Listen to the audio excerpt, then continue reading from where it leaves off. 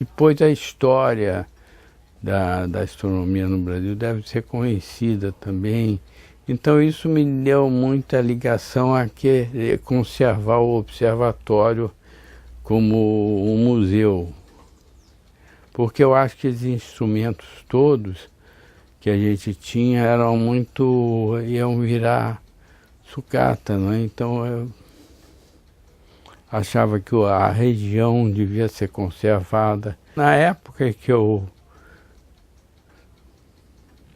lutei pela criação do Museu de Astronomia, no início eu queria o Museu do Observatório, mas aí não teve possibilidade, ficou o Museu de Ciências Afins, que eu acho que é muito mais completo, porque a ciência não pode ser faccionada. Eu comecei primeiro estudando o sistema solar, né, quando entrei para aqui, e a determinação de posição era mais astronomia voltada pelas estrelas duplas e a determinação da massa das estrelas. Isso me interessava muito, e para isso eu comecei a ter uma correspondência com a Renda, que era do Observatório Royal da Bélgica. Aí começamos a correspondência, mas o acordo bilateral entre a França, a Bélgica e o Brasil não incluía astronomia, né? Tanto que a minha bolsa foi um extra, né? E aí eu fui para lá, e lá eu comecei a ver como é que era o estudo, a astronomia nos outros países, né? E aí eu fui lá, depois eu fui para a França, mas nesse período é que eu comecei a me interessar mais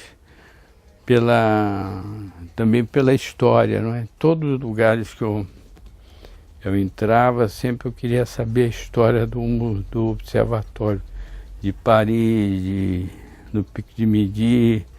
E aí eu analisei muito isso e comecei a sentir que lá davam muito valor aos instrumentos antigos, não é?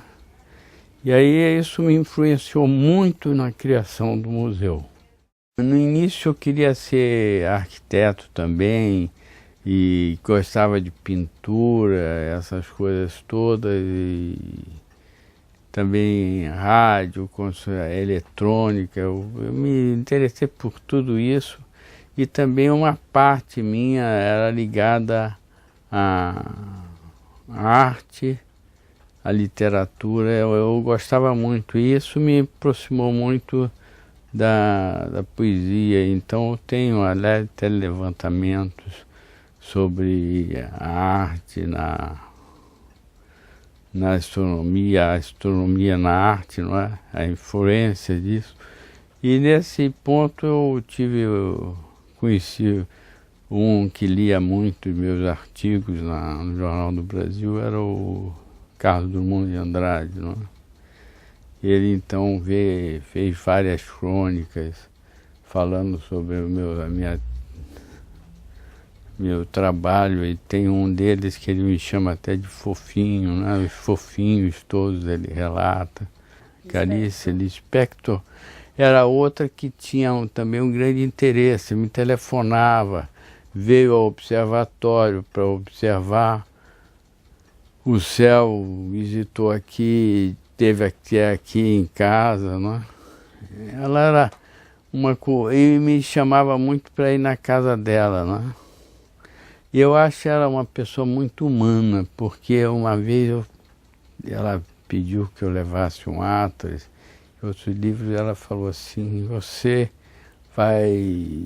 Não põe no meu nome, não. Põe no nome de uma menina que eu admiro muito. Ela tem um defeito no rosto e ela gosta de astronomia, eu vou dar para ela. Então isso é um lado muito humano dela, né?